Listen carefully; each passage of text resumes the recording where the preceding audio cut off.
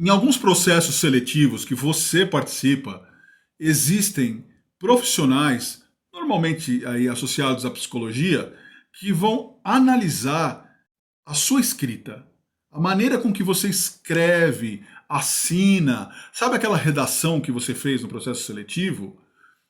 Algumas vezes é analisado o conteúdo e você está todo preocupado com o que você vai escrever, se tem a ver com o tema. E claro, isso é relevante, a sua preocupação ela tem fundamento, porém, há profissionais que não estão enxergando isso, que não estão preocupados com o contexto do que você escreveu.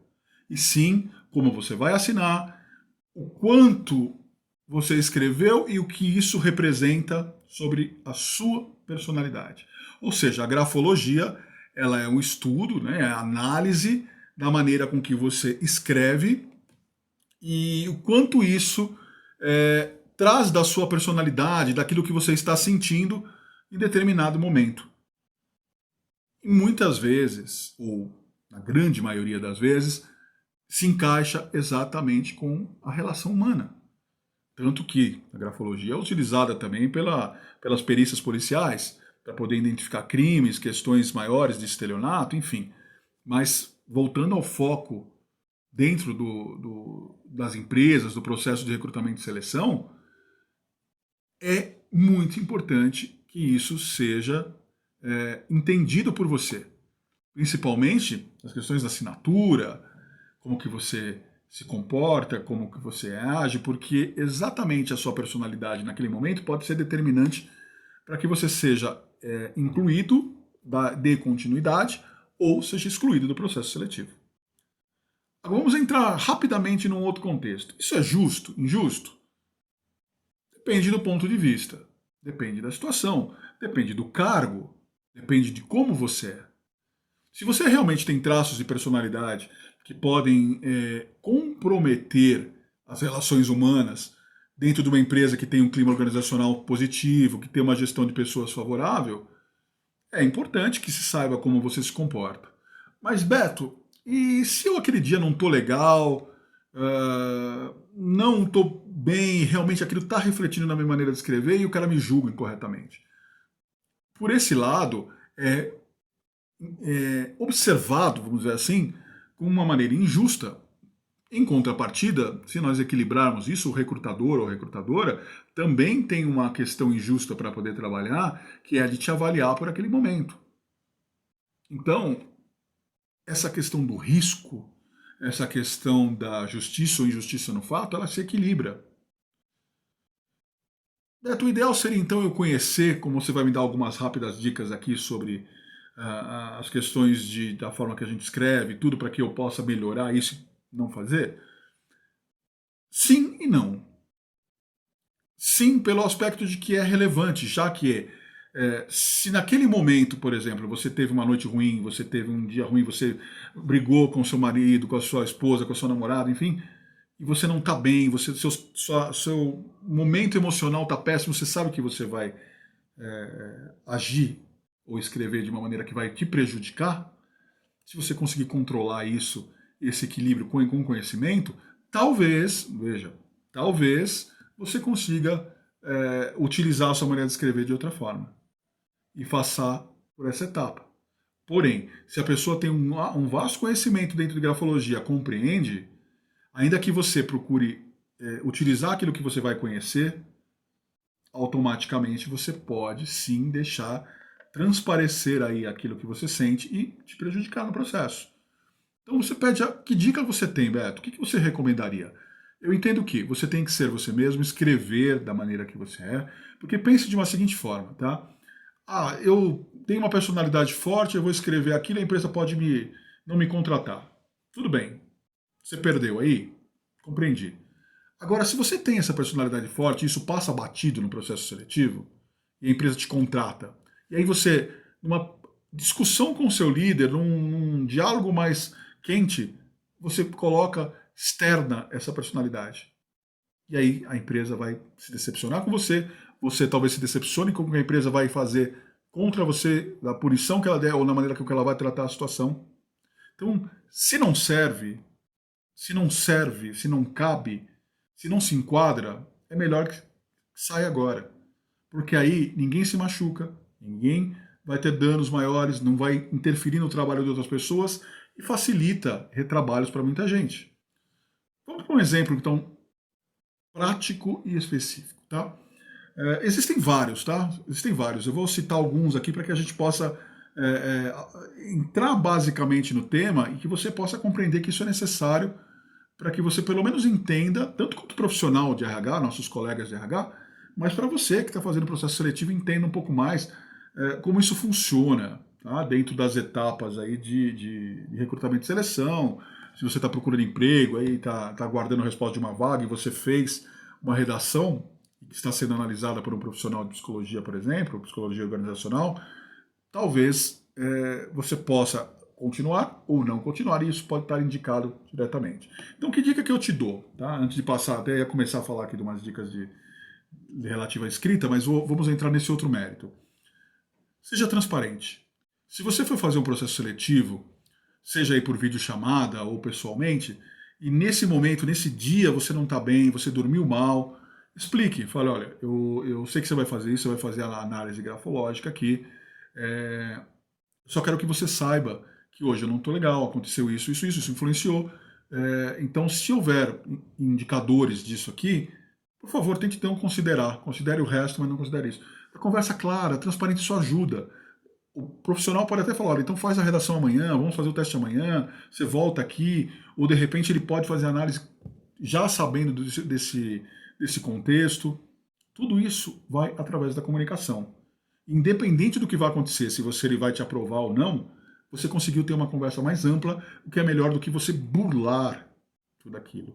Mas entendo que é necessário todos conhecerem, tanto nós profissionais, quanto aqueles que estão participando do processo seletivo. Tá? Vamos lá, a primeira e a última letra, então. Tá? Ela indica, por exemplo, como você encara aí os desafios da vida. Então, por exemplo, você fez, vamos pegar a assinatura, tá? Você colocou lá uma letra maiúscula e termina com uma letra minúscula, ou mais encolhida, ou mais apagada, que a pessoa não consegue nem ler. Tá? Então vamos lá, a última letra, por exemplo. Tá? Quando nós fazemos isso aí, ela acontece de maneira inconsciente. Tá bom? Ela é automática, porque você começou você com aquela atenção, né? Então vamos, você está assinando. Você colocou lá a letra, lá, o B bem grande, e aí você começou a relaxar para fazer a assinatura. Tá bom? E aí você relaxou e colocou uma letra ali diferente. Então, a sua última letra, como você está mais relaxado, ela mostra mais do seu íntimo, tá? Dentro daquilo que você é, dentro da sua verdade. Então, ela vale tanto quanto a primeira também. Normalmente, você vai estar mais atencioso a fazer, né? Mas a tendência, se você tiver com aquele íntimo relaxado, você vai fazer ela também de uma maneira mais relaxada. Quanto maior e mais larga, tá?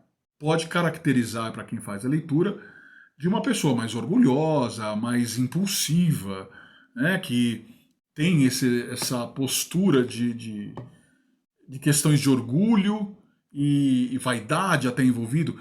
E aí eu falo um pouco das questões de como analisar melhor para o profissional de RH, porque a questão de uma pessoa ser impulsiva não necessariamente é algo ruim. Talvez a pessoa ser impulsiva para um cargo que não requer isso seja um fator eliminatório. Mas se for um cargo que requer competitividade, que seja um cargo que requer ação, que pessoas que tomam iniciativa, ser impulsivo pode ser bom, mas a pessoa pode ser impulsiva de um lado ruim. Então, aí é a questão de você conversar, de você separar esse item e questionar, fazer uma segunda entrevista com a pessoa. Outro ponto, por exemplo, quanto menor e mais ela for estreita ou fechada, tá? A letra tanto inicial quanto final, até num contexto macro da redação, por exemplo, pode demonstrar uma introspecção da pessoa. Você tem uma pessoa bem introspectiva, e aí você precisa de um cargo que a pessoa tem que ter uma postura bem mais proativa, tem que ir atrás, tem que lutar, tem que buscar, tem que brigar por alguma coisa e requer que a pessoa seja extrovertida, que a pessoa tenha liderança, tenha diálogo. Então, pode interferir nesse processo. Outro ponto, assinatura ilegível. Você pega pessoas que você olha e fala, o que é isso aqui? Eu não entendo o que a pessoa escreveu. O que está escrito isso? Né?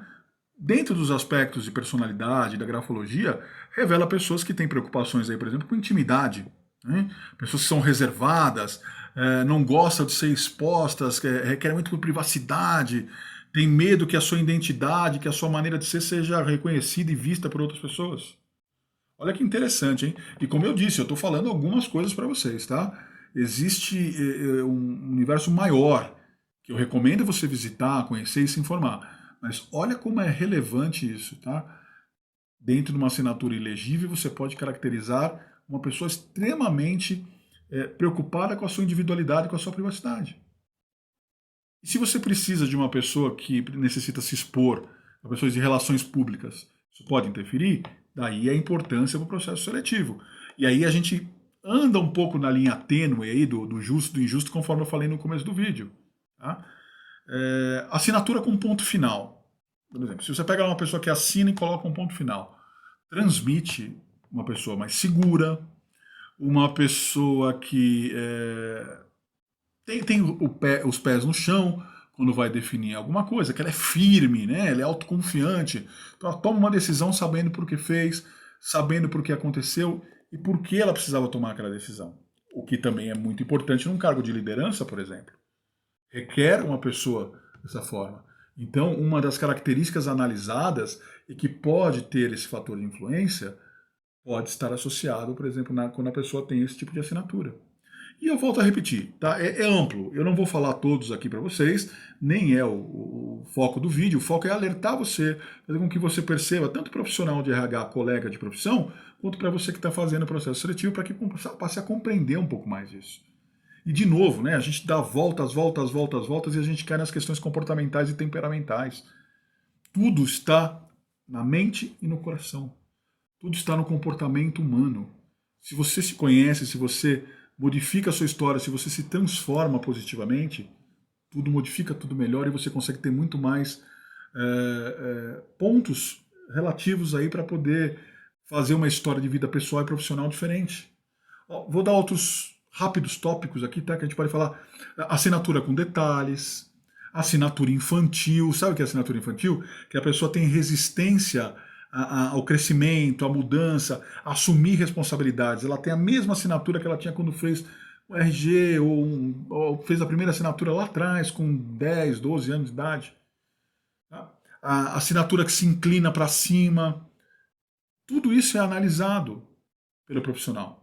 O profissional que entende profundamente, normalmente é um psicólogo que faz isso à frente, ele pode observar isso e tirar você do processo seletivo ou te incluir. Tá? Falo tirar porque normalmente é um fator eliminatório, mas ele pode te incluir. Então observe muito aí as suas assinaturas, a sua maneira de escrever, para quem escreve com linha reta, assim, aquela assinatura arriscada, tudo que é difícil você compreender. Tem pessoas que colocam nome, sobrenome, tá? Isso também pode ter caracterizações pessoais e comportamentais influenciadas ali dentro da sua bagagem emocional, do seu histórico naquele momento. Vamos pegar um outro ponto legal para falar aqui. A mudança de... Aqui é um ponto interessante que eu acho que a gente pode... Que me veio à mente aqui, que eu acho que a gente pode falar. A mudança de cenário. Tá? A questão da pessoa estar num processo seletivo, e ela está saindo do fator de segurança dela, da mudança de ambiente, a mudança de cenário, no caso, influencia. Influencia. A sua bagagem emocional naquele momento vai interferir naquilo que você fizer. Às vezes o recrutador pode não te perguntar isso. E você pode dizer, olha, eu sou uma pessoa, eu sei que você vai fazer, se você já compreende a análise, né? Você está fazendo aqui você vai fazer uma análise minha da grafologia aqui na redação, então fique à vontade de conhecer a minha personalidade, porém vale salientar que eu estou muito nervoso aqui nesse processo seletivo. Eu tenho intenção de passar aquela vaga, então eu posso demonstrar isso aqui. Tá? Isso não significa que necessariamente eu seja assim em todas as situações de adversidade. Tudo bem? Eu gostaria que você considerasse isso. Um diálogo amplo. Significa que a pessoa vai fazer? Não. Pode ser que a pessoa, o psicólogo, leve isso até como um aspecto ruim. Mas, por outro lado, também existe a probabilidade de você entender que o psicólogo leve isso do lado positivo e passe a considerar isso na sua entrevista, no seu processo de busca de emprego. E aí, faça como diferencial para que você possa, de fato, seguir na etapa e conversar com um gestor ou até ser contratado diretamente. Então observe isso, tá? A grafologia é algo muito legal, algo muito interessante. Vale a pena se aprofundar, vale a pena entender exatamente como funciona, compreender todas as diretrizes e, de fato, saber que cada vez que você se aprofunda no conhecimento da sua personalidade, do seu comportamento, da sua maneira de agir, cada vez mais você, além de aumentar a sua bagagem de conhecimento, que é muito legal, você cria dentro de você uma inteligência muito cognitiva, muito positiva para poder se desenvolver tanto na vida pessoal quanto profissional. As relações melhoram, o convívio melhora, os resultados melhoram e o sucesso ele é sim atingido por quem tem uma evolução e um conhecimento maior sobre todas as coisas, sobre tudo aquilo que cerca a vida humana, que cerca o seu cotidiano, as suas relações e principalmente o que você é. Né? O que você é em questões comportamentais, temperamentais, as suas habilidades, as suas competências, tudo aquilo que você crê, luta e busca como objetivo de vida em qualquer âmbito, profissional ou pessoal. Canal Receitas do Desenvolvimento Humano. Espero que tenham gostado do vídeo. Forte abraço!